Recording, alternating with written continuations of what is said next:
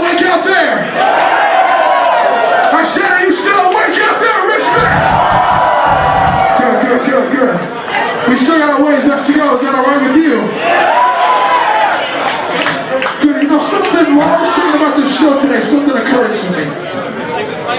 And you know, there's a lot of bands all over the place that drop the name Christian and that are on Christian record labels and, you know, wear cross necklaces and have Jesus fish tattoos and think that qualifies them to teach about who Jesus really is. And listen, I'm not your pastor. I'm not going to pull out my Bible and, you know, run y'all through a 6-sermon series real quick in the middle of our set, but I need you to understand something. Are you guys still with me? Good, I need you to understand something, and it was this. This is what kind of occurred to me today. Jesus said that he would return soon, over 2,000 years ago.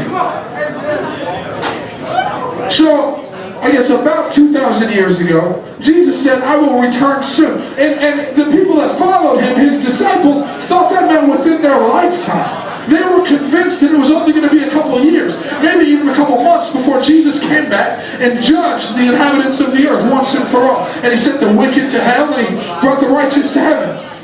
They thought that was going to happen within their lifetime, and then they died and it hadn't happened yet. And then the next generation of believers were convinced that Jesus was going to come back in their lifetime.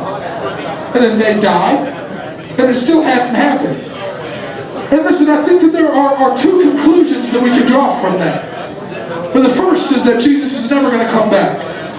It's been 2,000 years since he said he was going to come back soon. So, you know, maybe we can draw the conclusion that he's never going to come back. Or maybe, and this is what I would like to propose to you, maybe, just maybe, Judgment Day is closer today than it has ever been before. And I want you to understand that I don't care how long you've lived in sin. I don't care how long you've called yourself a Christian. If you stand at the judgment seat of Christ with any area of your life held back from him and from his kingship, you do not know him and you have no place with him, friend. Oh, 3 people are excited about that.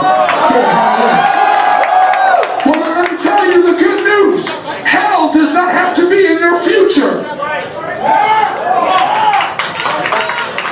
Is that not good news for anybody but me? I've been through some of my life.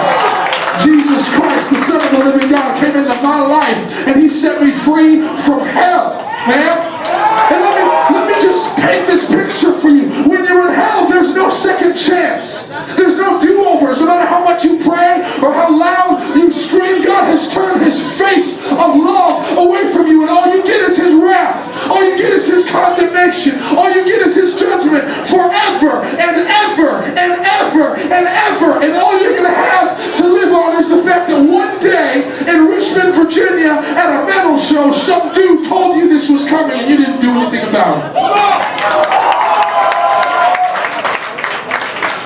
So let me tell you, the qualifier between heaven and earth, between heaven and hell, the thing that will qualify you to avoid the wrath of God is that you would receive the fact that Jesus already faced the wrath of God in your place and gave your whole broken, sinful, disgusting life to him and his lordship. Jesus gave it all for you, friend.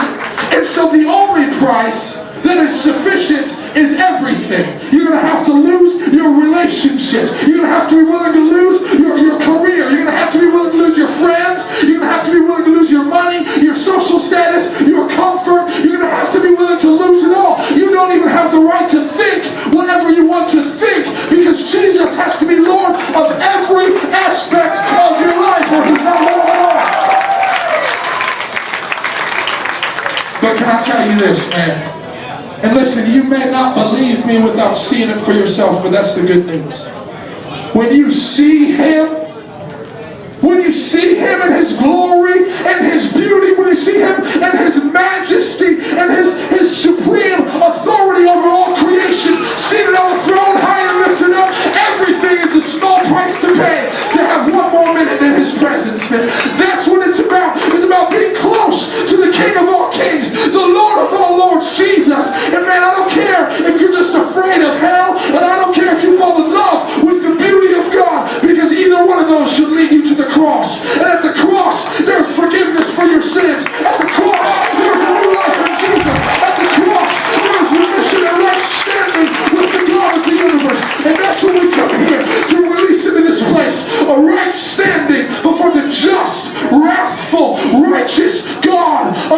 universe. His name is Yahweh. We come here to establish His kingdom over anyone and everybody that would step into it. We bless you. This is the gospel, and His kingdom reigns in this place.